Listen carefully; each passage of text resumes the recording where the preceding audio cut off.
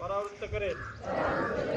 परीक्षेला सामोरे जाताना मंडळ सूचनांचे व नियमांचे काटेकोरपणे पालन करेल। मी सातत्याने अभ्यास करेन व प्रश्नपत्रिका सोडवण्याचा सराव करेन।